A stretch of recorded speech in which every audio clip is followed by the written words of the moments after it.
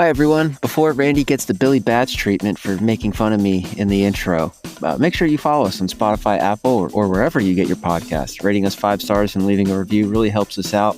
So to those of you who already have, just know we appreciate you. Enjoy today's episode and make sure you stick around till the end to figure out what's coming next. Now on to the show. Nick, for as long as I can remember, I wanted to be a podcaster. Welcome to Read, Watch, Play, your dive into the stories we love and how they're adapted. This week, we're at the Bamboo Bar in Brooklyn. I'm here with Nicky the Wop, and we just took down a score at JFK. And despite Jimmy's pleading, we are going to tell the world about it on this podcast, and he's going to be really upset about it. This is episode 39, the start of Mafia May. We are covering Goodfellas. Here we go. Yeah, you're definitely getting the Billy Bats treatment. Nicky I think it was Frankie the Wop in the movie and stuff. Yeah. I don't even know what it means, but I just love that nickname. Means without passport. It's actually Really? super derogatory. Yeah, you probably shouldn't say that.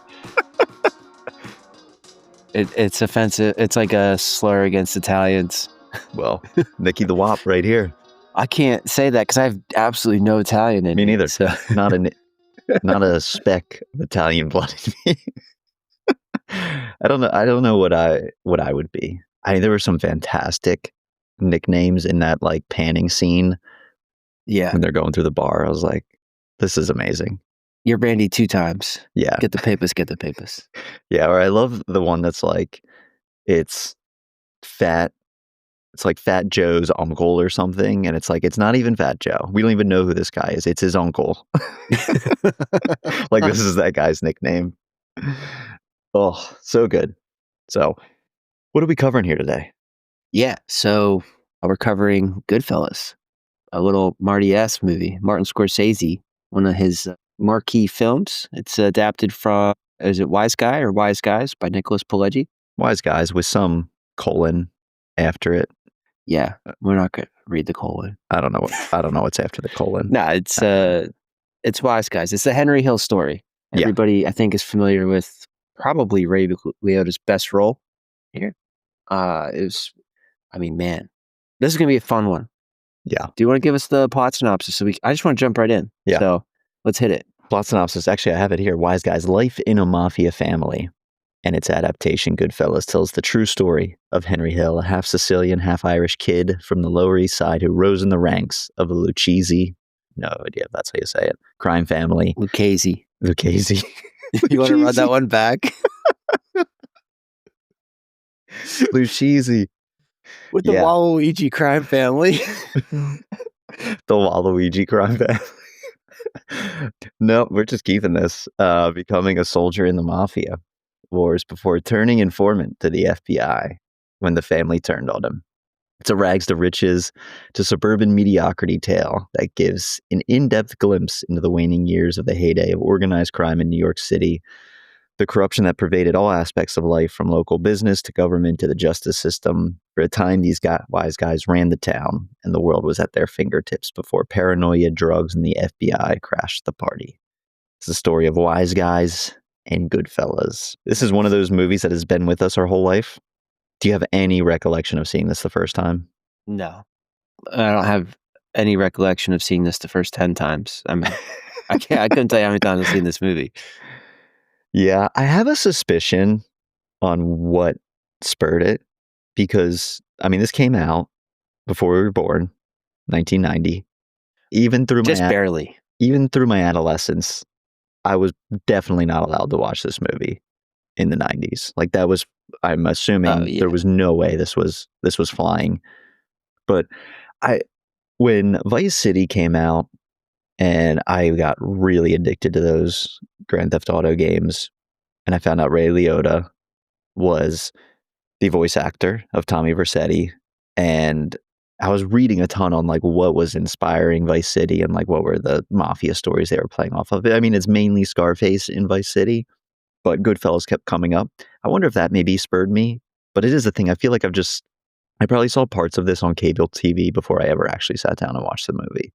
Yeah, fair enough. It feels like almost a movie that's how do you even put this on cable? Yeah, there's too many scenes you have to cut out. You have to cut out everything. Yeah, I mean, we're in Mafia May here. I mean, we haven't really talked about these type of movies on the pod before. Like, do you love Mafia movies? Do you a Sopranos fan? Do you like The Godfather? Like, what is the Nick Hinkson history in terms of Mafia type stories? I love it. I eat this shit up. Yeah. See, Michaela and I just watched The Sopranos. It was her first time seeing it. It was probably like my fourth time Yes. watching it It's excellent. straight through. Seen this, Casino, Donnie Brasco. I mean, like all the classics. I read this. I've read Donnie Darko. I've read Wiseguys. I read Casino. Like basically Nicholas Pileggi's just Yeah. like through line. I find it fascinating, to be honest with you. Yeah, it is. I mean, it it's strange reading this for the first time now, and we'll get into that with the book of like I think I just have different feelings than I would have like reading this like 20 years ago in terms of like, did I think these guys were cool? And Oh now I'm yeah, older and I'm just like, man, these guys ruin everything. Like just hearing all the like micro stories, but it is so fascinating. And it is also the stuff whenever I watch anything mafia related, because I don't know a ton about modern day organized crime, but from what I know is I think that they've gone super underground. Like the five families still exist in New York City, but they're not as out in the open as they used to be. And it's just like, man, how could you even anymore with the internet, you know, tracking phone like app? Like, I just don't even know how you could possibly exist yeah. anymore. Y- But I mean, there's always corruption. Like that's always going to happen. So it makes sense that there's still some fledgling, activity going on. But I don't really know a ton. Do you know what the five families are up to these days? I couldn't tell you, but I'll tell you what the Waluigi crime family's up to. Yeah, the Waluigi Syndicate. Stealing coins and eating mushrooms. Yeah, stealing my stars, that freaking bastard, that rat No. bastard. You know what I was thinking about though, to what you said about how these guys like truly suck Yeah, and they're just energy vampires, really. I don't even think it's the mafia side of things that made this so popular. I think it's the fact that De Niro, Pesci, half of the cast of Sopranos was in this. All these guys play the same type of roles and they just yeah, nail it. And it just makes for entertaining cinema yeah, over and over and over again. And then that kind of built the pop culture, mob persona that everybody fell in love with and it got obsessed yeah. with for the 90s and the early 2000s. I don't think this happens without those guys. I don't Mhm. really think most people are like, man, I wish I could be Tony Soprano. I mean, maybe. Yeah, I don't know. Probably those alpha guys, the yeah. Alpha Con, I Tony Soprano also wannabes. I also think that it even if the people that you know in real life who are like this are not actual mob bosses and whacking people on the side. I mean, growing up in an Italian area in the Northeast, like you knew just people like this who just acted like the people in the movie who are just like normal people, not doing this on the Yeah. side. Maybe they were, who knows? But I think it's also just people get a kick out of seeing people that are like their family on the screen. And like, I think that's like a big aspect of like these larger than life figures where when you watch The Sopranos and you just see the neighborhoods they live in and, how some of them act, it's like, wow, this is like so many of our friends' dads growing Yeah. up or like neighborhoods I know, like those Jersey suburbs. So I think that's like a big piece of it too, where it's like you see the scenes that they have of, Joe Pesci's mom like cooking them dinner at all hours of night just because she feels the obligation to feed them. Or I even think about just them capturing like those micro things where it's like a very Italianism where you're talking to someone by talking to the person next to them. And it's either in like a positive way or like a passive aggressive way. Like whenever I go to my dermatologist here, super Italian guy from New York, he talks to me through the nurse. Will be like, look at this guy. He's in here every year. Why can't all kids be like this? Getting their skin checked. And I'm like, I'm right here. You can talk to me. And it's like there's like this ism of Italians where they like communicate through talking to other people, and they like capture things like that on screen so well that I think it just people get a kick out of it. It's like when Fargo came out and people were like, "Is this how people from the Midwest talk when they hear, those accents in there?" So I feel like that's a big piece of it too, is just like the Italians being like, "Yeah, man, this is us. We're not all murdering people, but this is how our family dynamics are." Like, do you think that's a piece of it? It's gotta be. It's gotta be. Yeah. 'Cause That always reminds me of the scene in Sopranos where they stole all the turkeys. They're at the strip club handing them out, and they just start talking about like what Italian Thanksgiving is, yeah, and like all the different courses. And you got the antipasto course, you got this, you got that, you got. It's like yeah, that sounds like a lot. And then you go to Thanksgiving with your Italian friends, and you have those same freaking courses you just heard in the yeah, scene at this. I'm like, oh, this is real. Okay, yeah. yeah. No wonder they like this so much. Yeah. Yeah. I mean, in terms of just the culinary contributions the Italians have made to the world. I mean, I'm not Italian, but man, I am very grateful I that we am have them. very Irish and very British, and I could not be more thankful for Italian cuisine. It's just so good. And they always capture food so well in any of these mafioso stories. It's just great. There's always a food aspect. Always. But I mean, I guess that relates us a little bit to Henry, because I mean, Henry at least has some Sicilian in him, but he's a half Irish kid. Do you want to hit some rapid fires before we get into the book here? Anything else you got to say at a high level? I mean, in terms of Sopranos, amazing. I mean, and we'll talk about with the cast in this. Like, this felt like an audition for The Sopranos, Yes. and David Chase, I know, was so inspired through some of the stuff I've seen him talk about, the creator of Sopranos, where, I mean, you like I hadn't sat down and watched this movie since I'd watched The Sopranos, which I watched that in like, I want to say that was 2018, 19 for the first time. And now watching Goodfellas back, I'm like, oh my God, everyone is in this.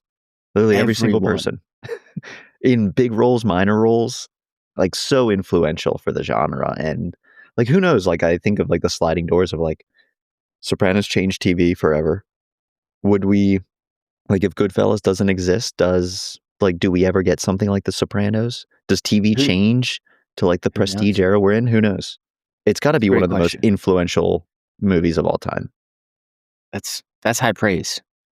Yeah, but I guess I'm getting ahead of myself here. You're getting off the hater bandwagon this episode. I mean, there would be probably people would burn this podcast down if we were haters about Goodfellas. Actually, one of my rapid fires, since you Yeah. asked, favorite Sopranos actor to make an appearance. Oh, Chrissy, Little I Michael Imperoli as Spider. love Spider. Though Love I did get Spider. a kick out of seeing Paulie in the beginning. What about you? Yeah. Ooh, Paulie, that's a good one. I would say probably Tony Cicero. Right in the beginning, gets out Mhm. of the cab. Like, that one just took me back. I thought you said I think another Tony's one? sister, and I was like, Janice was in this. No, but you know what's funny? Speaking of Frankie the Wop, Yeah. that's played by Tony Lip, hmm who is Carmine Lupertazzi, head of a New York crime family in Sopranos. So, Yeah. that's high praise, I think. These names are just amazing. Like, I could just listen to you tell me character names in this world for an hour, and it'd be great podcasting. Actually, speaking of Billy Bats, too, Frank Vincent, Phil Leotardo. Yeah. I mean, everything we're going to talk about today is either, Ray Robert Joe or somebody that was also in Sopranos. Yeah. Yeah. It's just so influential. I mean, I this isn't too much in the movie yet, but I think, like, if I really think about it, between this in the early 90s, this, Jurassic Park, and Pulp Fiction, I feel like changed movies forever in terms of what they are today. Because, like, nothing like this existed before. For better or for worse, Jurassic Park changed the blockbuster movie forever. And Pulp Fiction, with, like, that everyone was trying to do Tarantino after that with like those dialogue heavy scenes. And both this and I mean, I feel like Pulp Fiction was so inspired by this movie because there's no central plot of this. And, that's kind of how Pulp Fiction is too, where it's just kind of these vignettes, these stories all intertwining. And man, like I just think about like those three movies in the early 90s just changed the entire game and in some ways has never been done the same since. Yeah, I mean, because speaking of dialogue heavy, that led into The Sopranos is very dialogue heavy. Another sleeper from that time period, The West Wing. Yeah. I don't think too many people these days would come up watching The West Wing, but like, I don't know how you don't throw that one in there. I mean, Aaron Sorkin, you want to talk about dialogue heavy, like big hitters. I mean, those guys all came after this. Yeah. Yeah. Just, I feel like just nothing was the same after this one came out. And man, we'll talk about it's definitely Marty's one of his masterpieces. I don't know where it falls in my Marty ranking. I know we talked about that when we did our Killers of the Flower Moon episode, but I'd have to think on it a little bit. Rapid fire for you. Most rewatchable movie, Goodfellas or Shawshank? Goodfellas. Yeah. Shawshank is a once every other year rewatch for me. Goodfellas, I could probably do one a year, easy. Yeah. I feel like there's more, you get more out of frequent rewatches of Goodfellas, where it's like the type of rewatch where you start to just see what background actors are doing in scenes because the scene so well, where you're not even paying attention to Joe Pesci when he's doing you think I'm a funny guy. I'm like watching everyone else. Where I amuse you? Yeah. Where Shawshank, what, am I a fucking clown? Yeah, Shawshank, you know what you're going to get. It's going to give you an amazing feeling, and you're just going to be completely satisfied. You feel great coming out of Shawshank. You don't really feel as great coming out of Goodfellas, but there's so much to just sink your teeth into every watch you get of it. It's just phenomenal. You got any other rapid fires? I haven't. Yeah, I had one more for you. Joe Pesci or Robert De Niro? In this movie or in general? Just answer the question. De Niro. Okay. Yeah. I needed a little more criteria. That was the point. You don't get any. I just want to hear what you think. Who's the bigger psychopath? Jimmy in Goodfellas or Jack in Meet the Parents? See, that's tricky because I can't separate what they said in the book about the real life Jimmy from this. And that dude was fucking insane. Yeah. Just out of his mind, batshit crazy. On-screen portrayal, maybe Jack. Jack was pretty scary in Meet the Parents. Yeah. Jack is not who I would want my father-in-law to be. I'll tell you that. Yeah. Jack is a little scarier, but he's a little, I don't know. He's a little subtle with his scariness too. That's why it's scarier. Yeah. Because he's so subtle, it makes you like, what? Yeah. What are you not saying? Whereas Jimmy, just lays it out for you. You know what's going to happen. It's so funny that Meet the Parents was like really one of my earliest introductions to Robert De Niro, like all-timer actor. I mean, Home Alone was our introduction to Joe Pesci for sure. It really was. Like guaranteed. It really was. Yeah. Yeah, I had the question for you. Is this a Home Alone spinoff or a prequel? Spinoff can't be. I mean, we all know what happens, but or maybe you don't. I don't know. But if you don't know what happens, you probably haven't seen the movie, and what are you doing here? Yeah. The prequel, going from Wet Bandit in Chicago to New York organized crime, I could see it. Yeah. I mean, they made trips to Tampa. Who says they didn't have to go, pull some heists in Chicago? Yeah. Why do you think they weren't going back to Chicago? Because my guy's a wanted man there. Yeah. Man, can you imagine how pissed Jimmy would have been if he found out that they were leaving their mark like the Wet Bandits were and then got themselves, the family, linked to every single one of these burglaries? I mean, Jimmy killed everybody that was linked to one burglary. Yeah, what would Jimmy have done with Marv? Like, how could he keep Marv and Harry on a leash? Movie, yeah. Yeah. I mean, and then this Home Alone 2, they go to New York. So they bring the Wet Bandits back to New York City. And that is where Goodfellas starts. That's where Goodfellas starts. I'm in. You got any more rapid fires? That's all I got. I saw that you had some, so I left it pretty short. Yeah, no, I'm good. Book, I don't have, there's not a ton of background on the book. There's some fun stuff toward the end.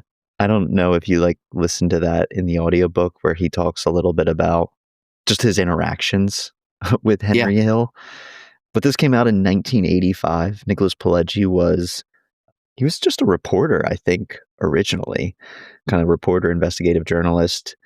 And I saw that he was actually married to Nora Ephron, who was a famous screenwriter for rom-coms, like When Harry Met Sally, Sleepless in Seattle, You've Got Mail, those kind of late 80s, 90s rom-coms. So I thought that was cool that, they were together. Apparently she died in 2012 because he was pretty old even when this came out, I think. I think he's of the age of Henry Hill, who is also passed away at this point. But there's not a ton on, him writing this and interacting with them. He had some crazy stories, of just trying to interact with Henry and felt like he was really just the same guy. That, it's not like he was repentant for what went on. But all he says about Henry is he's a sharp guy with a crazy memory, always scheming. What'd you think about the book?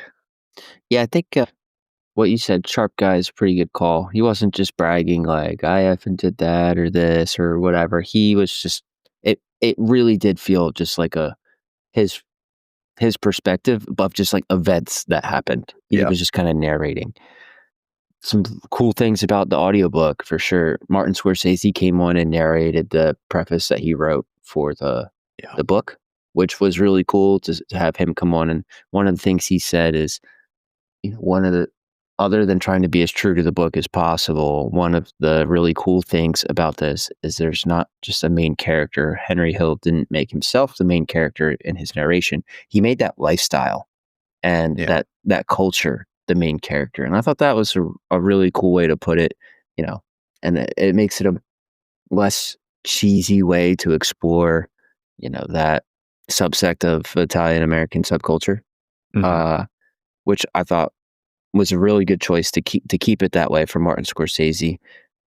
And I really liked how in the beginning, Pileggi just talks about how and why he made this book. And I think that's always a pretty cool thing from an author who's covering, in a biography or, covering true events.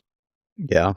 Which is actually funny because now that or I guess I'm saying this, I don't know why I was going to say you're saying this. Now that I'm saying this, it makes me think back to how much I hated how they did it in the other one you just mentioned, Killers of the Flower Moon. That drove me nuts. It drove me absolutely insane, but I thought here it worked. Also, it wasn't 150 pages here. It was 5. So maybe that's why it was more palatable for me. Oh, the end of Killers of the Flower Moon where... Yeah, the last third of the book is this guy talking about himself, and I'm like, this story is not about you, my guy. Yeah. Do you think one of the most interesting things about this story, when they originally discovered Henry Hill, I mean, they originally had no idea who this guy was. He wasn't connected to anything.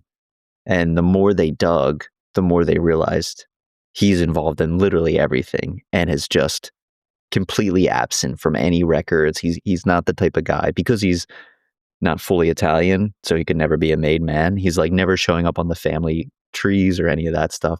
So do you think that adds to the intrigue of this guy who's secretly involved in every aspect of the crime family? Yeah, he seemed at least the way it's portrayed is he's just a guy who kind of just got things done for people. And because of that, he just kind of floated around the organization doing stuff for different people. And it just put him in some really good spots to more bad spots. I don't know how you want to phrase that, but it's interesting. Yeah, for sure. Yeah. What do you think, Nicholas Pileggi is writing this? Do you think he's writing this with any sort of, what do you think he wants the reader to take away? Or do you think he's just trying to document and lay out the story as it's being told to him? Are there themes within this? Because I think the movie brings in more themes. I think that his goal through documenting this story was literally just to tell that story. I think it was just something he found fascinating because, he was on the fence about, he even says it in the book, he's on the fence about writing it, Yeah. right? And it's not until he meets Henry Hill that he decides he's going to do this. And I think Mhm. I think he was just fascinated to tell. And then, he's telling a biography, so you don't really bring themes into a biography. But to that point, one of the things I really loved about this is you bounce back and forth between first person Henry, Karen, third person, from Frank's Pileggi or Frank's perspective, or just him just laying out some information you need to know. I think they did a really good job bouncing Yeah. around in a way that felt fluid and made sense and didn't feel like any one person really was dominating the story, which is crazy considering it's Henry Hill's biography. Yeah. No, I totally agree with that. Because as I was reading this, it was almost like as soon as I was getting to the point in the book where I was like, I'm kind of getting not bored, but I'm like, okay, I've heard enough about these schemes and what you're doing. Like as soon as I started to get a little bit over what was being communicated to me, he instantly would switch to something new and like Yeah, pull me right back in, like you said. Like in the very beginning, was loving all the stuff about Henry's upbringing and his like first schemes he's pulling. And then as soon as like I'm hearing about my 40th hijacking of a cigarette truck or something, I'm like, okay, I get it. Immediately then they bring in Karen.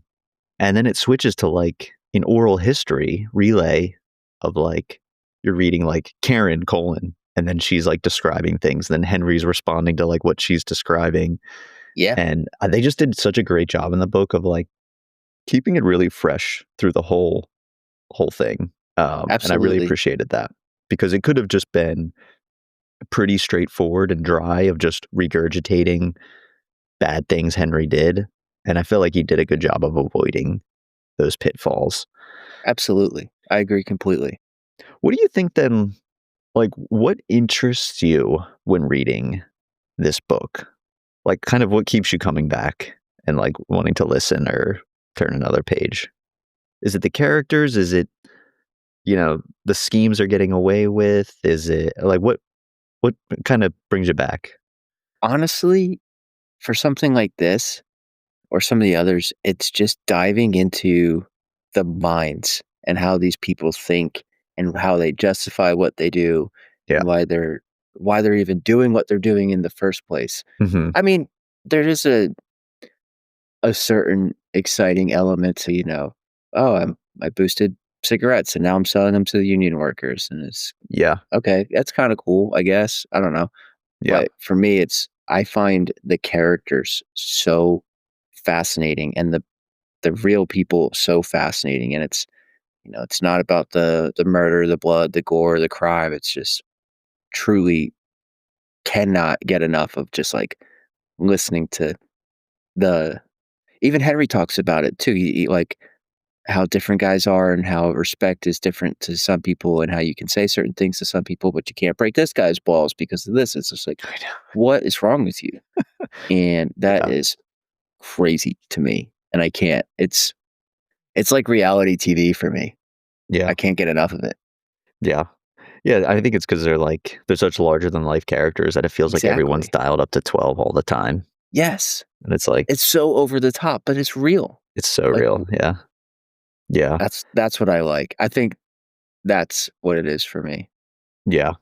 I agree with that. I mean, and I think they really got that in the adaptation of realizing how interesting of a person Karen is and her perspective on all this.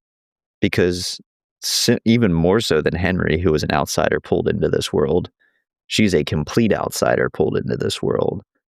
Yes. And you don't often get kind of the wife or woman's perspective in this. And so just like seeing her take and her parents' take on like what the hell is going on with Henry was Yeah, like, it's so fascinating. And then even just hearing like direct quotes from his mistress or Gumar, if that's, what the word is from it is. Sopranos, if I'm Umar. remembering, for Friday Nights Only. I thought that was just, it's it was crazy to me how seemingly honest all of them were being and relaying this to Pileggi back in the 80s. That it Yeah. just like, I'm like, man, I feel like I shouldn't be reading this. Like, am I going to get whacked? I had that, and that was one of the things I wanted to bring up is the dynamic at least in the book where Karen talks about the dynamic between her and her mother about Yeah. all of this Yeah. was crazy. Yeah.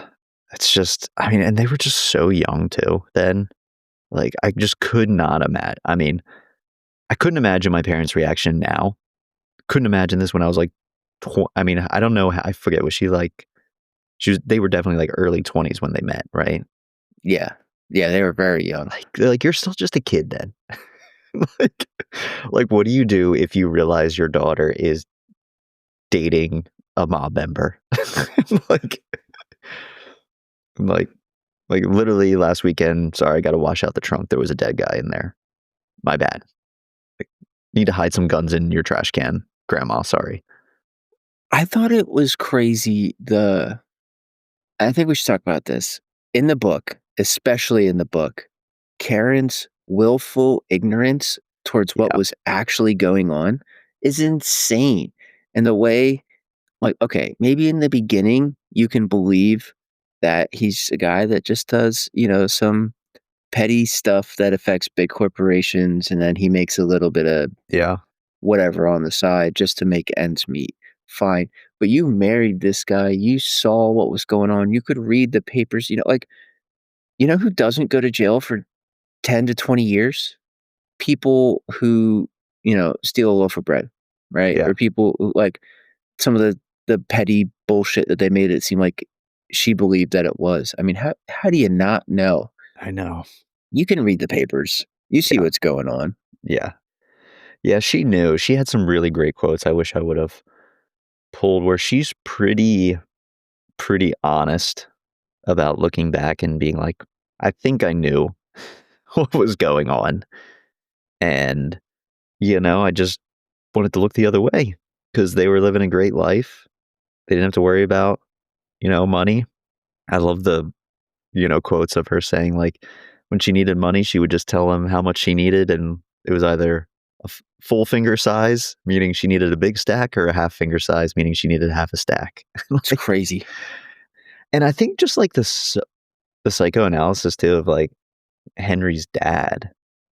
And I'm sure it's a little bit nurture versus nature too, where he just grows up and he sees how hard his dad works and feels he has nothing to show for it. And he's like, why would I do this? There's these guys across the street who are figuring it out and taking it into their own hands to make money and are not just going to accept what he perceives as like a life of mediocrity. He sees that as like a life for losers, like Yeah. to just get your paycheck and move on. And he's like, even at the very end of this all, everything he's done, he still sees that as, something for losers to do. That's crazy. Yeah, it's it's pretty wild. Some other book stuff. It's funny. I was saying how I'm reading this and being older now. I was saying like I just feel so frustrated by these people who, they just ruin it for everyone in some ways with the corrupt systems. I felt so bad for the guy who tried to open up a cab company. They just like lit every one of his cars on fire, like that type of stuff. And I'm feeling like, man, these mob guys are just the worst. Like I could not imagine having to grow up and deal with this. I know, spoiler alert, the mob guys suck. But then they start talking about the heist they're about to pull, and I'm like, I'm back in. I'm all like, Dude, yes, and it's crazy the way I think most people, like, when they do, the little guy dirty, it's like, F you, right? yeah, You're stupid, you're dumb, I hate you. When they go after big corporations or yeah. Air France whatever, heist, you're like, fuck Air France. Yeah, get those sign me up. assholes. Like, you need a driver? Like, Yeah, this is nobody's money. This is just coming back to the U.S. Right. It's all insured. Yeah. This system sucks. And I don't know if they felt like that back then, but I feel like especially our generation who keeps getting screwed by this moving finish line of what like the American dream is supposed to be Yeah. for us, that's always going to be unattainable. I'm always on the side of, yeah, fuck that guy. Like, Yeah. get it done. I agree. Yeah. And on that too, like this also made me think a lot about when you said American Dream, it made me think about it.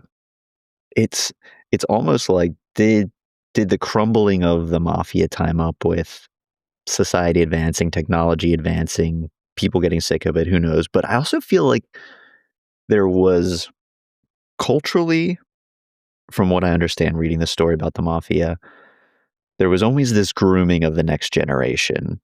And, that's kind of why Henry got brought in and, people are taking him under his wing and teaching him. And for some reason, Henry's generation, they kind of turned into that, which I think is a lot of our problems today in the US. Like, I got mine, screw you. Like, they didn't Yeah. want to train anyone under them. They didn't want to bring in anyone else. Jimmy killed off everyone who did this, job with him. And I also just like was thinking about in the US how like, man, something switched where there used to be like immense satisfaction in like mentoring the next generation and taking a little bit less so the next, people behind you can get more. And that ended at some point and it became completely self-serving. Like, F you, I got mine, not my problem. Yeah. And I was thinking about that a lot in this book too. And maybe that's why like isn't what it used to be, you know, these organized families, because at a certain point it changed. Not that I have any idea into the what's going on in organized crime, but I thought a lot about it reading it. Yeah. I think one of the other things that really changed that culture as well as how they were how doing time worked Yeah. because they talk about how they would get pinched for whatever and they the judges were on the payroll, the cops were on the payroll, the lawyers they had in the pocket, like Hmm. really 'cause what was it, the 80s when Rico became a thing, 70s, 70s or 80s? 80s. Yeah. I couldn't That changed say for certain. everything Yeah. because part of that mentoring was like now you've got guys under you doing stuff, you're insulated from the crime. You didn't Yeah. do the crime, they did the crime, right? And then it's like, "Oh, well, now if you ordered it," and then when they started cracking down on drugs, like in the Yeah. '50s, you went away for a little bit for pushing H. Now you're caught selling heroin, you're going away big time Yeah. and got I mean, it just changed everything Yeah. when it goes from giving up 4 or 5 years of your life, keeping your mouth shut to now you're in jail for 35 to life, 25 to life, whatever. Hmm. Yeah. Yeah. It was a big deal. I mean, there's a whole ecosystem propped up. Like, there's just like to be a good actor in this period in any of these, whether it's the prison system, the police force, the local, judicial system, like it is all crooked. Every single person. And I thought a lot about, I don't know if you've ever seen, Pacino was in a 70s movie called Serpico, which is a true story about a New York undercover cop who doesn't want to take any of the bribes. He doesn't want to be corrupt. And just like the resistance he got by trying to be a straight cop in the police force, because all of them, in some form or fashion, are taking bribes to turn the other way to someone. Like, you're just swimming against just a huge current, when they were in their heyday, because everyone was getting paid somewhere. And if you weren't, then, you're a loser and you're on the outs. Or like Yeah, you're completely ostracized from your job, or you're never going to get that promotion. Like, it's either fall in line or go somewhere else. yeah, Crazy stuff. Do you recommend this book? absolutely. I mean, it's a quick read, it's a short audiobook. It adds a lot of perspective and depth to some of what you see in the movie, and I 10 out of 10, if you enjoy this movie at all, pick the book Yeah. up or the audiobook. Yeah, I saw you give it a five star on Goodreads. Yeah, I think I tend to really like biographies anyway, Hmm. and then I thought this one was particularly well done. Yeah. this Oppenheimer, God, if Randy, I think about this sometimes, and not to go on a tangent, but if you make me read another fucking textbook for this Yeah. podcast, I'm gonna lose it. Yeah. I'm trying to gear up when I'm gonna throw out the idea that we have to read The Odyssey for the Christopher hate you. Nolan movie next year. But I did actually see there's an abridged version that's like 300 pages. I'm like, maybe we just do that one. I could do that. Because that's going to be a big hit next year. I was like, we have to do The Odyssey.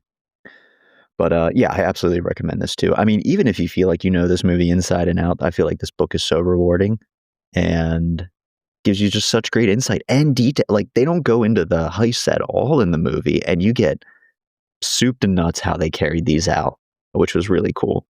Point shaving? You don't get that in the movie? No, you get references.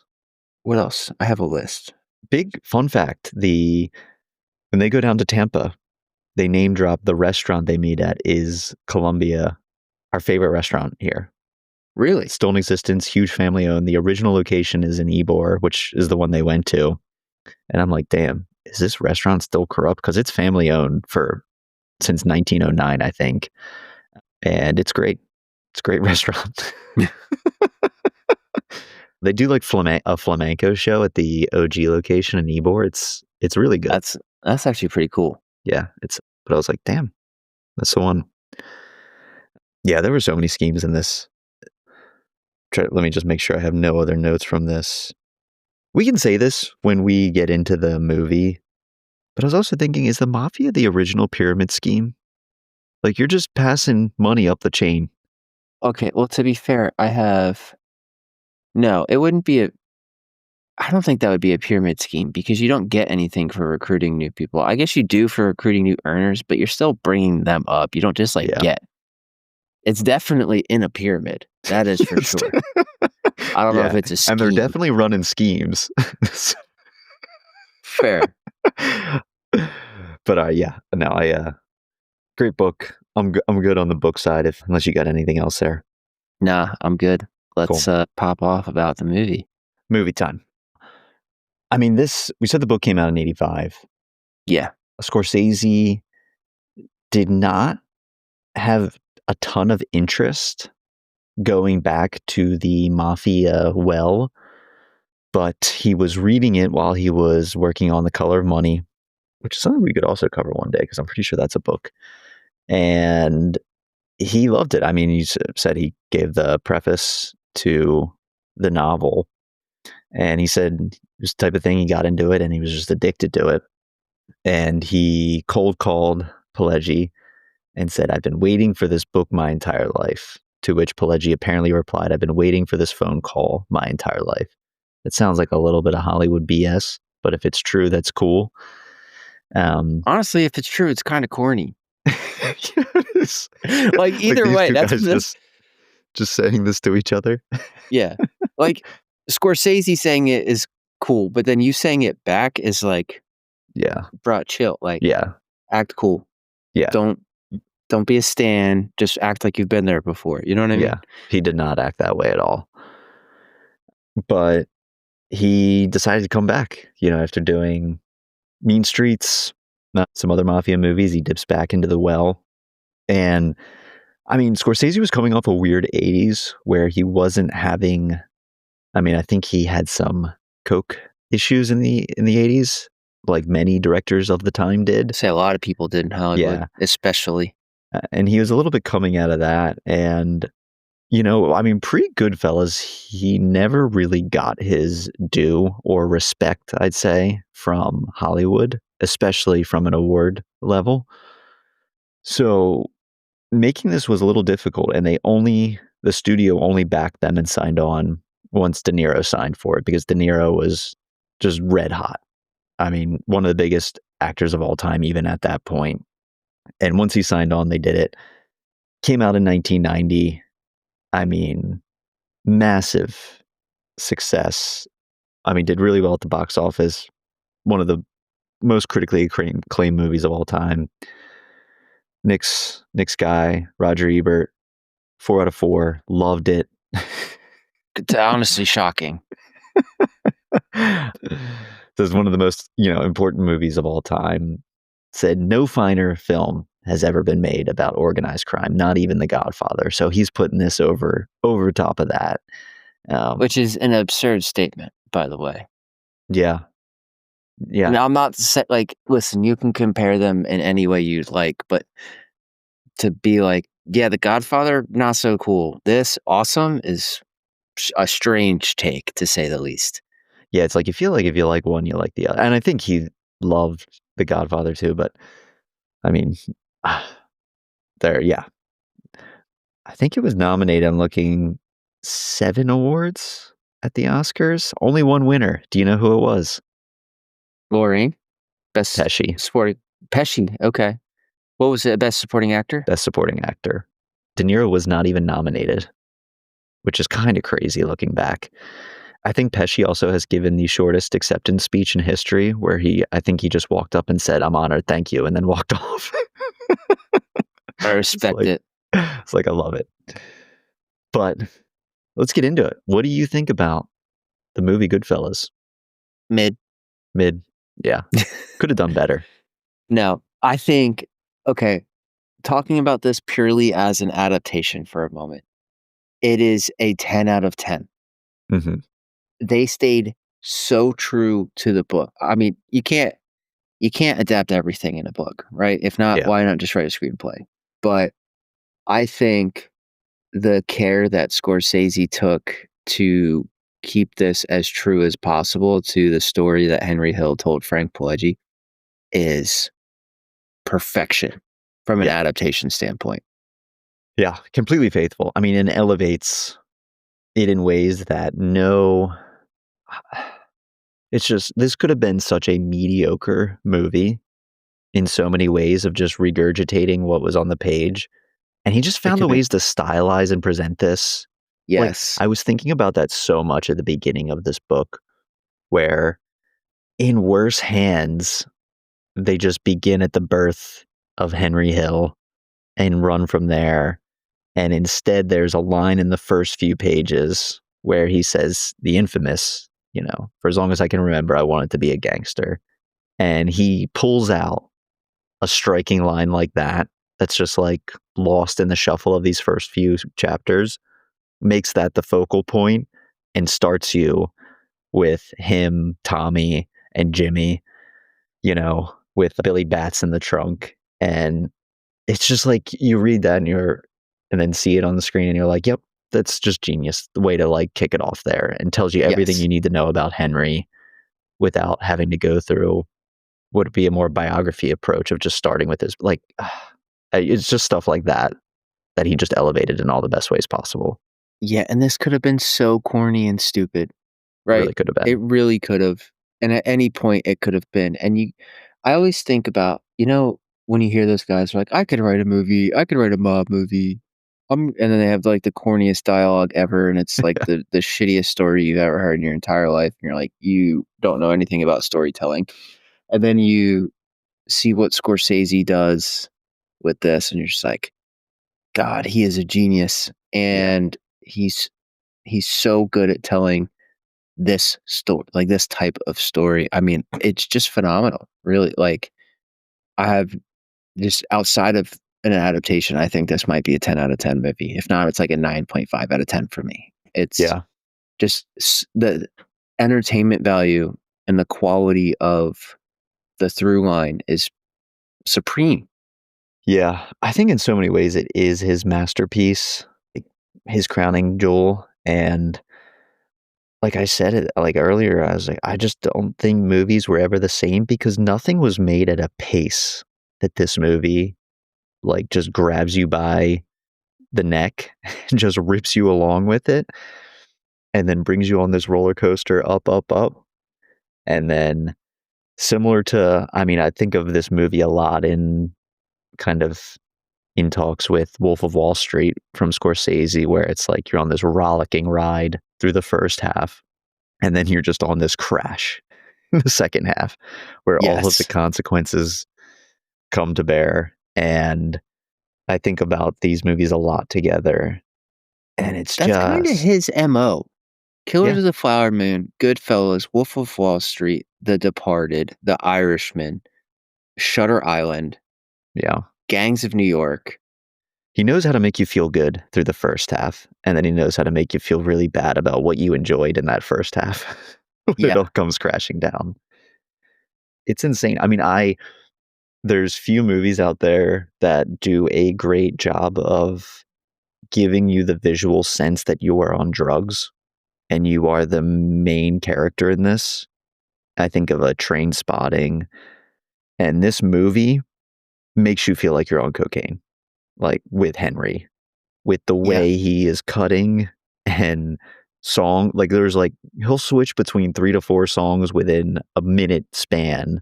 spinning the camera around like you have no idea what's happening. You're just happy to be there and pumped up, and like that had never ever been done before in movies, and it was just crazy. And what's so crazy about what you just said is you don't even realize it's happening. That's how seamless and good like, nothing's jarring about what No. you just said, and honestly, and until you get some of those rewatches or you watch it with, the lens of, "I need to talk about this critically," you don't notice those things, and you don't realize, like, I think that's what makes it so great is Yeah. there's so many little things that are done well that add up, just scene after scene after scene. Yeah. And I think that's why it's such a rewarding rewatchable, because I think on a first watch, like if you go into this having never seen it before and you watch it, I could very much see someone being like, that was pretty good, but not being like over the moon because it's not like told in a conventional way where it all builds to a moment like the end of The Departed. It's Right. it's this weaving narrative and introspection of this one guy, Henry Hill, and I think it rewards you on watches and rewatches because you just realize the depth of what every person on camera is doing in every single scene, contributing towards this just insane journey that leaves you feeling kind of weird at the end. Like, how do I really feel about these decisions Henry made? And how do I feel about enjoying the first half so much and seeing them whacking people? And I just think it's like insanely you know, valuable to just go back to this movie because you just always find new things. Yes. You want to get into you want to talk about cast? Okay. Stacked. I have a list. What is it? 1, 2, 3, 4, 5, 6, 7, 8 Sopranos actors in here. And to be honest, none of them are going to be up for Best Actor, which is wild Yeah. to me because they're all so good. Some of them don't even have dialogue, which is crazy. Hmm. But Yeah. I mean, this cast is so star-studded, Randy. Like, I want to ask off the top. Do you think Leota's performance is underrated in this? yes, Yeah, me too. I don't. I don't think this movie, with everybody else that's in this movie, he's the one that had to anchor this film. Hmm. It doesn't work without Ray Liotta's performance in it. If Ray Liotta gave a subpar performance, or you get just somebody else who didn't have that good of a performance, this movie doesn't work, and we're not having the same conversation today. Yeah. It's crazy that he's playing the straight guy when I mean, he's such a wild figure himself, but he is the straight guy in this, like Yeah, anchoring you to the floor. right. It's Um, probably the only movie he's ever acted in where that's the case. I know. But Yeah, I think he's so wildly under because the other, especially a Pesci part is so loud and memorable De that Niro's part, it overshadows a Leota who I think he's just fantastic in this. yes. And I think he just bounces off everyone he has to be with in this movie, from Karen to the mob guys to, his love of Tony. I just love Leota. I think it is his best. It's the first the first movie listed when you say, what is Ray Liotta going to be remembered for? It's this one. I always thought that because I'm going to back up because I'm just like stumbling over my words. Yeah. We talked about how this is a lot like a weaving storyline that brings a lot of characters with you along the through line, but in different ways and at different times. What Ray does so beautifully in this movie, what Ray Liotta does better than I think a lot of people who have subpar movies, he lets the other characters get as big as they want, carry the scene as much as they want, and he finds the pocket of the scene and he stays in it, and it works so well because it doesn't mean you're not there and you don't have a presence, but he's right in the pocket and lets Pesci be Pesci and be that fucking animal of a human being character, right? And he's just quietly doing his thing perfectly. Unless he needs to laugh. And then he says, Yeah, then I'm going to dial it up to 14. I That just scene think never gets that's old for him me. laughing, him just screaming. Like, I love it every time. Yeah. It kills me. He picked a moment. Okay, but that goes back to like, he just picked a moment to like, this is me doing my thing. Yeah. And it's him just. I'm going to bring it. I'm going to bring it every time I laugh. That's going to be my character's, not shtick, but like thing. And it works because it's just that one thing where he dials it up. It's not the whole. Yeah. And this is another example of when narration is done well and Liotta reads these lines perfectly through the whole movie. It just works. It's like Morgan in Shawshank. Like, yeah, it just sets the tone. Exception. It just sets the tone. Shawshank, the exception Goodfellas, Twilight. That's our 3. We only need one more for the Mount Rushmore. Could be Breaking Dawn. We'll see. I think it's Argyle. Is there narration in that? No, it's her. It's like them reading the book or whatever. God. Can't go there. I always think when I watch this movie, first half, I start thinking, man, De Niro's obviously great, but he's not the star for me. And then the second half hits, Cream, I think it's White Room, plays, and they do that zoom in focus on De Niro sitting at the bar. And then I just remember, oh yeah, like Jimmy's about to take off in this movie. And De Niro just has a lights out fourth quarter, I think, in this movie, where every time I'm like, I doubt it. Why did I doubt the character of Jimmy? And I do it every time I watch this movie, where I'm like, it's not that he's bad. He's just so understated and kind of like under the surface through the first half. And then he just comes out guns blazing and it just flips towards the end. I love it. Yeah. De Niro, I don't think it's my favorite De Niro, and that's just because of the filmography of De Niro. But Jimmy is an unbelievable character. Yes.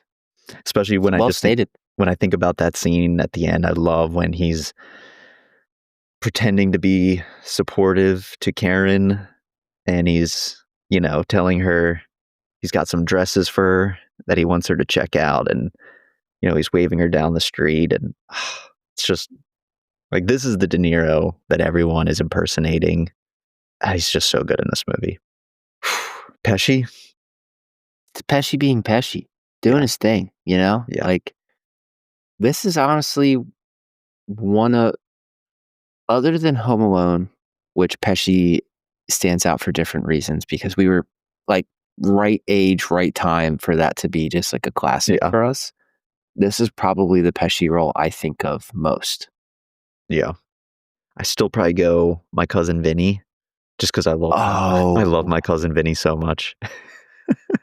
You're right. That I actually think of Marissa Tomei more in My Cousin Vinny because I think of that scene where she's like stomping and the clock is ticking. You know what I mean? She is like, if you're giving one award to My Cousin Vinny, you're giving it to Marissa Tomei.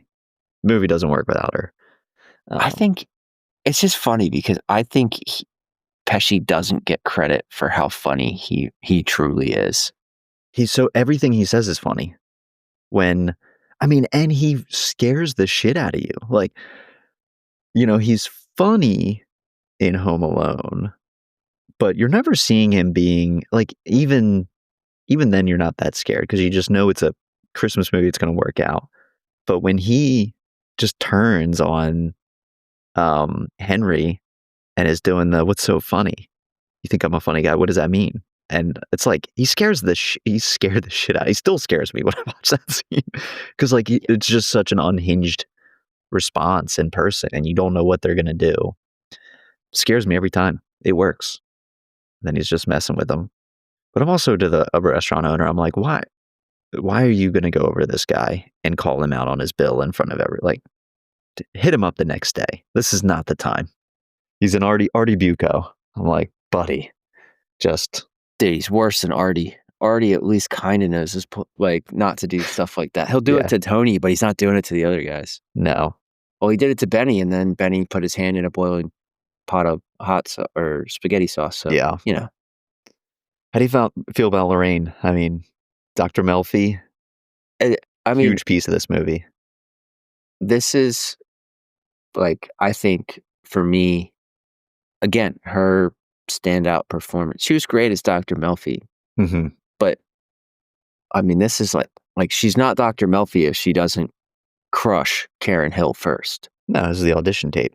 Yeah. So this might be the most, in my opinion, maybe one of the most important roles of her career. Yeah. I don't know if I would say it's her biggest, but it's.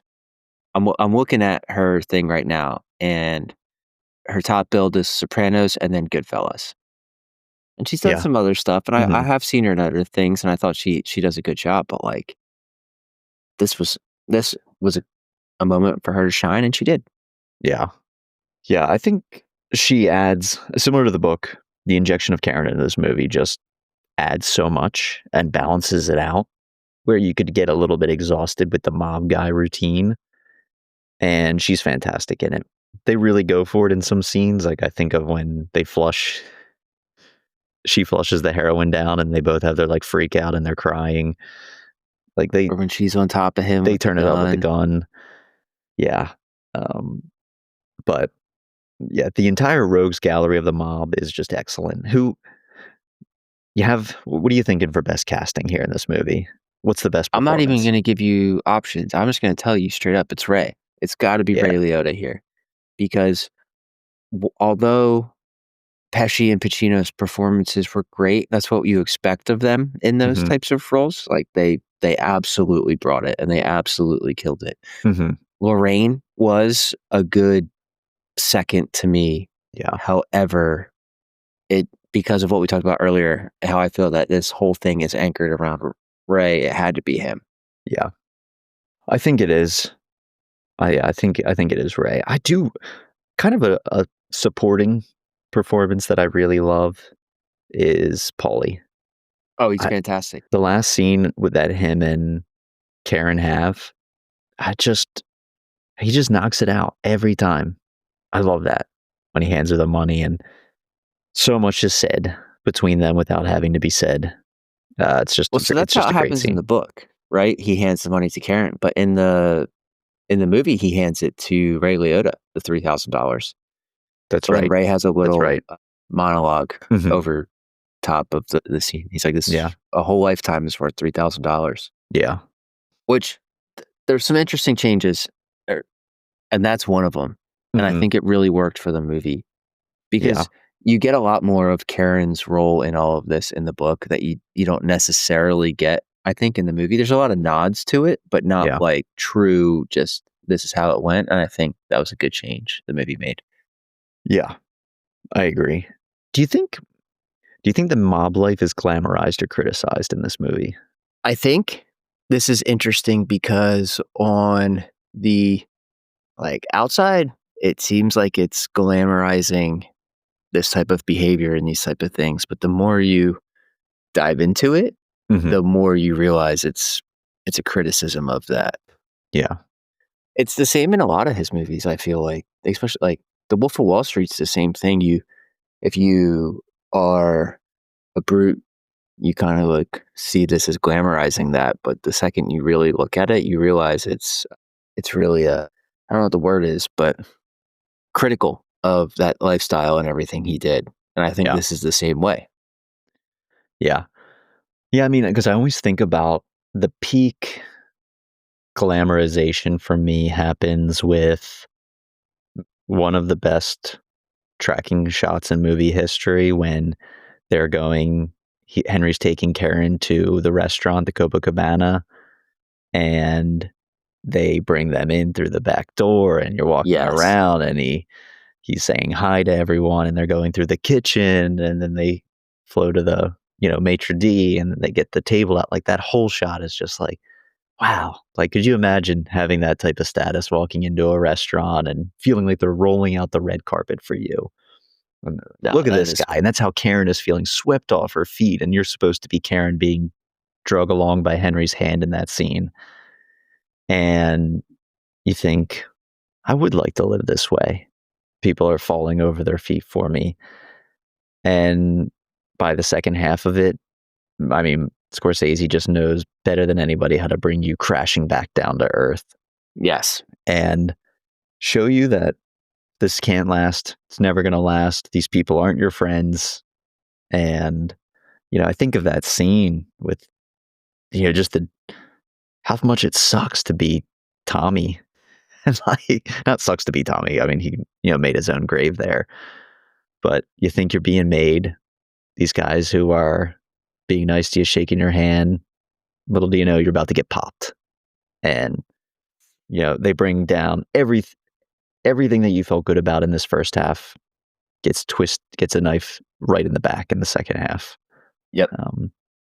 So I think he's just messing with you through the whole movie, and he knows how to do it better than anybody. Has your feelings on this movie changed at all over the years? Do you think about it differently? My feelings have not changed in the sense that I still think this is a fantastic movie. Mm-hmm. I think I understand the movie more now than I would have at, 17, 25, whatever. Yeah. And I think my understanding will probably continue to evolve as I, hopefully continue to age and don't mean Yeah. a Billy Bat's ending. But I think overall my feelings I think about it differently, but overall my feelings have not changed about this. Yeah. Still think it's just lights out. I'm in the same boat. Fantastic. I mean, it holds up rewatch after rewatch. One thing I want to talk about, I mean, when I think of the plot, anybody reads this book, they're going to make a centerpiece of this. The Air France heist we mentioned and the Lufthansa heist. Marty cuts them out completely. They're the actual heist bit. I mean, just the balls to do that. Yeah. I know this movie stands on its own, and we get kind of maybe even dragged out too long by trying to cover these heists. It's just crazy that, I mean, I forget this every time. You find out about the Lufthansa heist that it went off without a hitch when Henry's just in the shower and he hears it on the radio. Yep. Yeah. Like, I don't know. What do you think? What do you think about that decision one? And why do you think Scorsese went in that direction to just chop it? Oh, I think he kind of even said it in the preface of this is it's the true main character in this story is the culture. And Yeah. that's what he was showing. And to show those heists what we were just talking about, you show those heists, you're glamorizing it again. And by just acknowledging that they happened, they become events, they were notable events, right? Yeah. And they were important events, but they just, it becomes like oh, and this also happened as you're telling the story of the lifestyle versus let me make a movie centered around these two big heists. Yeah. I also wonder too, from just like a filmmaking perspective, if they were like filming this, shoving this heist in this movie is going to add so much complexity, so many more characters, so much more money. Yeah. It was just, well, instead of doing it half-assed, let's just chop it. And Yeah. I mean, the important bit Could be. is the fallout of all of it. Right. But it's just crazy. I mean, I couldn't believe it. I had no idea that even this Lufthansa heist was the biggest heist in American history for a while, which is crazy. I mean, it was like what, $4 or $5 million they stole. Something like that. It's crazy. I was thinking about the tone shift in the movie because we've talked a lot about how it's a different first half and a second half, and the part that always sticks out to me is when they're having to dig up Billy Batts's body because they got to move it, and they're at this upper state New York, and there's just that red light streaming in. And for me, whenever I watch this, it's like I literally get this sense that they're digging up the devil in a way, and they're digging up what is going to bring them all down. It's going to be Tommy's undoing. Billy Batts is Tommy's undoing.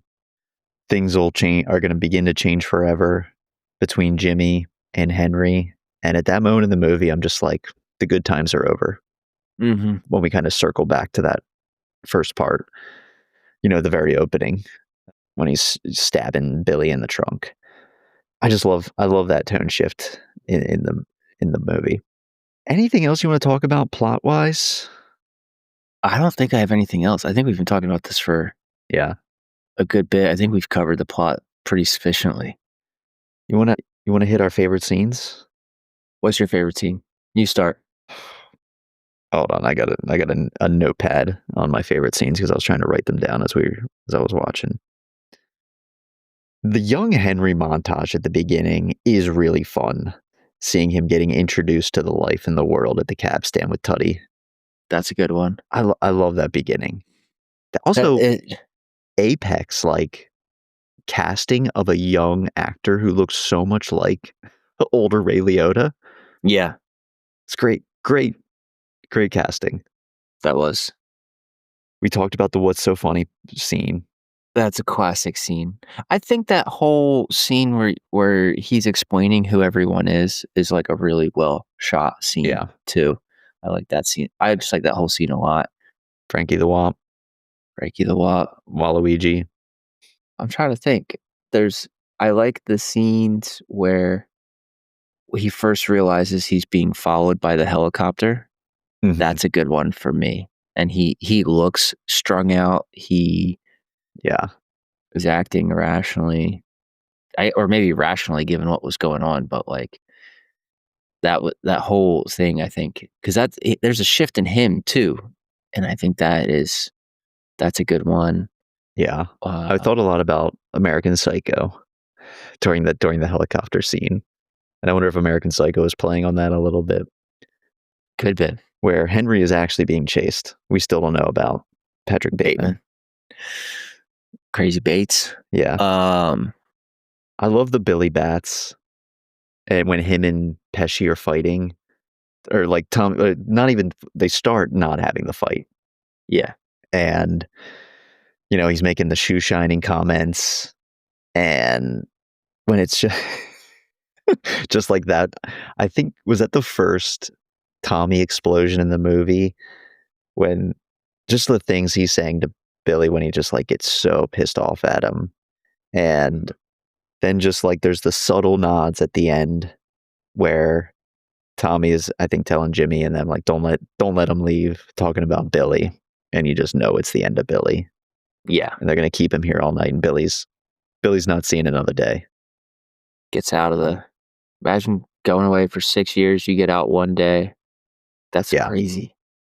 I love the jail stuff too. That was interesting. I actually liked it more in the book because I just found it really interesting.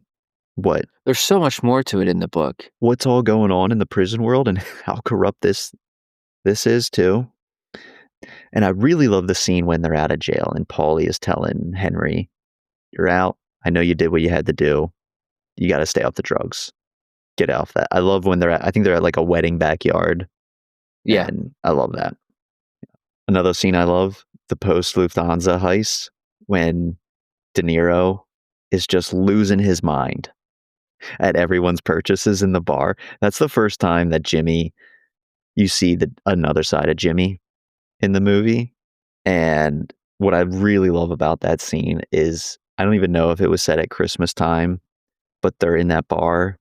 It's decorated for Christmas with the lights. They're playing Christmas music. And it's like, it's Christmas morning to these guys. They've got all this money. They're making these big purchases. And it's just, and people are walking in with Cadillacs and the mink coat. And Jimmy is just losing his mind Yeah. at everyone. And Maury is badgering him about it. So Where's my money? I also love when they eventually whack Maury and he goes into the car and Pesci chokes him out from the back seat. And then I forget who the guy is who's driving with them. And he's just bothering him. He's like, to get moving with driving away. So many good scenes. I don't know. I'd say my favorite scene is still probably Billy Bats and Tommy. Okay. Solid scene. Yeah, I don't know. What's your favorite scene in the movie? That's a good one. I still think that really any scene with Paulie, that quiet presence is really fun. That scene we talked about where he gives Henry $3,000 and says, "No, I got to turn my back on you." That's a powerful scene. Yeah. Yeah. It is. I mean, it's so hard to imagine because it did not sit with me as a kid that this was a true story. But reading this, it nailed it home even more about how all these guys turned on each other. And Henry, at the end of it all, sold every single one of them out. Like, it's crazy.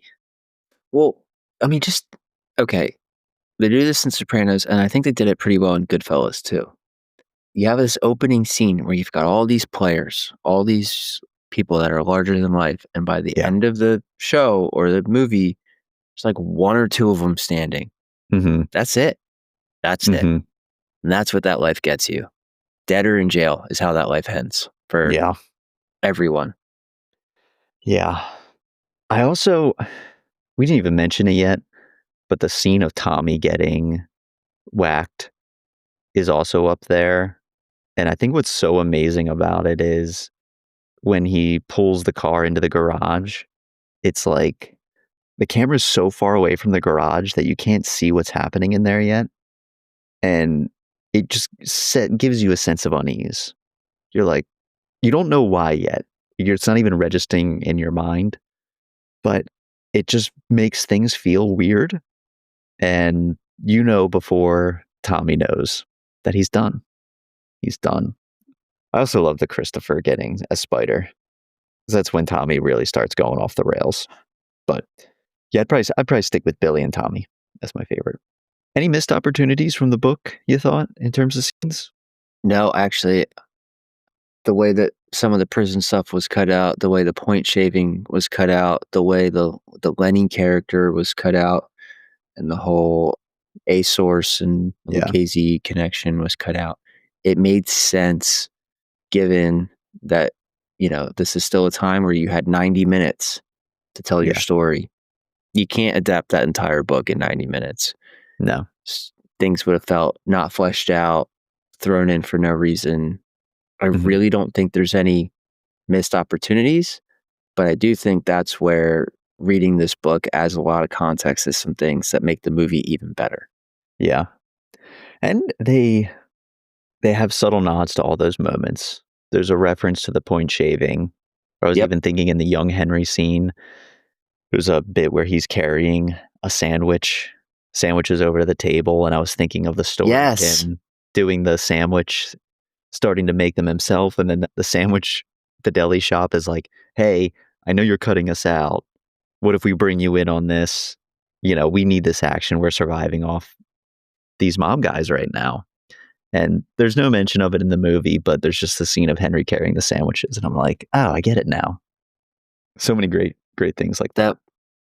You're right. All those things they cut out, there's definitely nods too, and I think that's pretty cool. I want to give one shout out. I mean, I think the underrated hero of this movie is the woman who edited this, who is, she's a long time Scorsese contributor, Thelma Schoonmaker. Like, what ties all of this movie together is that the fast-paced editing of it. And we were talking about how you don't even realize how you're slipping from scene to scene to scene, and there's the music just flipping on its head throughout the entire thing.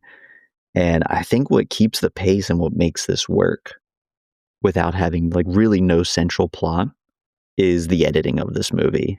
That's just Yes. stitching everything together. And I mean, she's done all of Scorsese's movies. She did Killers of the Flower Moon we did recently. And I mean, I think it's like the unsung hero of this movie where this could, I mean, you said it earlier, like this could have just been a very average story, just translating it. And, not only is the writing good because Scorsese was writing it with Pileggi originally, they did the screenplay together. You have all these great performances, but everything just ties together so well. And I don't think there's like any down moment in this entire movie. And a big piece of that is how it's all cut together. And that's by this woman who's never going to get any credit. Maybe she gets a ton of credit, but I say, it's okay, unbelievable. Academy Award for Best Film Editing, 2007, 2005, 1981. A BAFTA Award for Best Editing, 1982, 1991. Satellite Award for Best Film Editing in 2003. And then some smaller awards. But, I mean, she's pretty awarded for editing. Yeah. The Departed, The Aviator. What is this third? I can't read this third one. But Goodfellas, she won a BAFTA for. Gangs in New York, she won Satellite Award for Best Film Editing. The Departed, The Aviator were the Academy Awards, and then and Raging Bull, she won an Academy Award for. Which I think was the first one they worked on together. And I mean, to be the go-to person for maybe I don't know, along with Spielberg, the greatest living American directors, like she's incredible. And I think this movie, I think, is known for when it comes to its cinematography because of the editing and like just you're being whipped around from scene to scene to scene, and it's just crazy. It's expertly done. We didn't really hit too much on the soundtrack. Scorsese always has great soundtracks. He just has a great presence of music. I feel like there's 3,000 songs in this movie. Like there's just something playing the entire time that is setting the mood and the vibe. Yes. But it's not loud enough or doesn't stand out enough to like take over the scene either, which is nice. Yeah, except for that zoom in with Cream on De Niro. I just always think about that moment where I'm like, Jimmy's a bad man. And like we haven't known it yet through the movie, but he's about to become a bad guy. Really love that stuff. Any nitpicks you got with this movie? None. Literally not. I've been thinking. I don't have any. I have a question because it's never explicitly said. It's Karen's oral telling in the book. Do you think Jimmy was really going to whack her at the end when he was sending her down the street? Could have been. Because at that point, that was when when Henry thought Jimmy was going to kill him. I think Jimmy was trying to cut out any loose ends that could put him in prison. I think he was scared. Yeah. Yeah, I think he was going to. I mean, she says in the book that she didn't really think about it until later. The significance of that moment. She was probably just in a paranoid state and wasn't really trusting anybody at that moment. So it could have been like, when you're going to the bathroom at night and, it's dark in your place and you freak yourself out. She could have just been freaking herself out. But I think he was going to whack her. That's why you always trust your gut in those situations. If something feels off, it probably is. Yeah, I mean, at that point, Jimmy had killed everyone else. Literally everyone else. Isn't the witness protection program kind of an insane thing? Like, what do you mean? Having, I don't know, just like the concept of it. Like, you're just a whole new life invented. It's kind of crazy that it's real to me. I'm just throwing out existential questions here. Yeah, sure. I mean, I feel like if you're going to have anybody turn state's witness, you need to find a way to protect them for life, and that's probably the best way. I have a twist on the who won the movie. If you could give this movie one Oscar, what would it be? Best Picture. Yeah. Let's look at the 1991 Oscars. I think Dances with Wolves won that year. What? So this didn't come out until September, 1990? So this year, you're right. Yeah, it would have been 1991. I have it here. Dances with Wolves won Best Picture. I've never even Goodfellas was heard of that. nominated along with Ghost and Godfather Part 3 and Awakenings. I've never heard of Awakenings. Costner won for Best Directing too for Dances with Wolves. Think the Academy messed up there? Think it should have been Goodfellas. Should have been Goodfellas. I mean, no shame to Dances with Wolves. I've seen it. We had to watch it in like middle school. Only time I've seen it. It's a good movie. It's no Goodfellas. Yeah.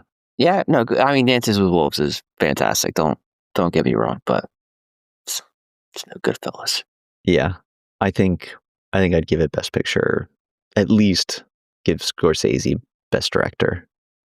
Because I just don't think anything has been the same in movies since this one. And in terms of his crowning achievement, I mean, he had to wait until I think Departed was his first Academy Award, which is crazy. Very good movie. I love The Departed too, which is a book. We could cover The Departed. Hell yeah. We'll have to slip it in there at some point. And we do have to do Enemy, that one I texted you. Yeah. I love Gyllenhaal, so I'm always down for that. It's a DV movie. TV? Yeah, it's DV. Yeah. Well, actually, this is good. Realizing you can't do any of the French pronunciations. I can't do the Italian. So, Denis Villeneuve. Yeah. The Lucchese I nailed family. that. Tell me I didn't nail that. It was better. It was better. What was wrong with it? You just didn't give enough of the nasal sound. Denis Villeneuve. I just clogged my nose. Yeah. Now I'm going to sniff the whole time. What are you giving this score out of 25? 27. Yeah. Just kidding.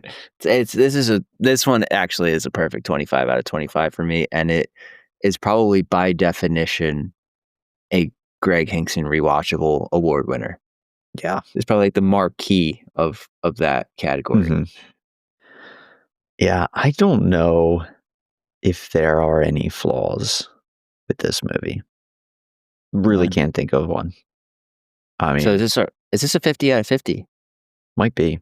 It's a 25 for me. 50 out of 50? I think so. I mean, I don't know if you have given a perfect score yet. I don't think I have before. Yeah, this is the first one. This is a historic moment. Hell yeah. Yeah. Yeah, I don't know.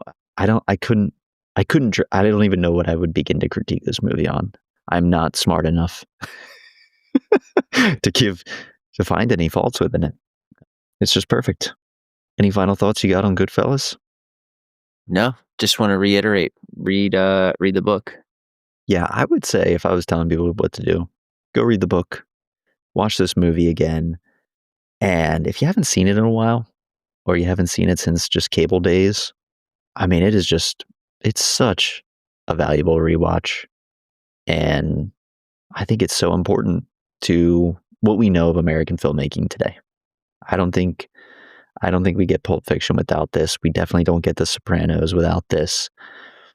And at the pace at which movies kind of are today, which require us to go from like, for better or for worse, like scene to scene, action to action to action. I think that starts with this. Like, I felt like it sped up how movies are consumed. Yeah. And yeah, I mean, Scorsese just does it better than anyone else out there.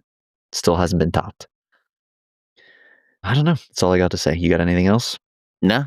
Let's wrap it up. Yep. Thanks for listening, everybody. We are hitting next. I mean, I guess it'll be the same week. We'll have this will come out on Thursday. The following week, I think will be The Last of Us for episodes 5 and 6. And then we'll be hitting Casino. I've just started listening to Casino. So I'm excited to get into that. Casino, I'm excited to talk about that because I feel it's so underrated because it was so close to Goodfellas. People had fatigue, like mob movie fatigue, you think? Yeah. That's fair. People were just like, oh, I've seen Goodfellas. What do I need to see Casino for? And Casino's still a great movie. I'm excited to revisit it because I've not watched it in at least 10 to 15 years. So I'm excited to return to that one. And then I'm trying to think what we'll be hitting next after that. I know It's our tribute to we'll do a Val Val Kilmer. Kilmer is Got after that. Gone Girl we got coming up. How to Train Your Dragon That's will be coming out. Yeah, some good we stuff. have to go to Universal for that one. I know. Yeah, we do need to go. We need to either go to Universal now or sit on that one until we get to go. Yeah. Well, sounds like we got to go to Universal. Fuck yeah, let's do it. If you have any thoughts or questions, we've already hit the socials, Rewatch Play Podcast on Instagram, rewatchplaypod@gmail.com, Spotify, Apple, follow us, 5 stars, or you might find yourself in a situation like Billy Bats. Thanks, Nick. Thanks, everybody, for listening. Take it easy.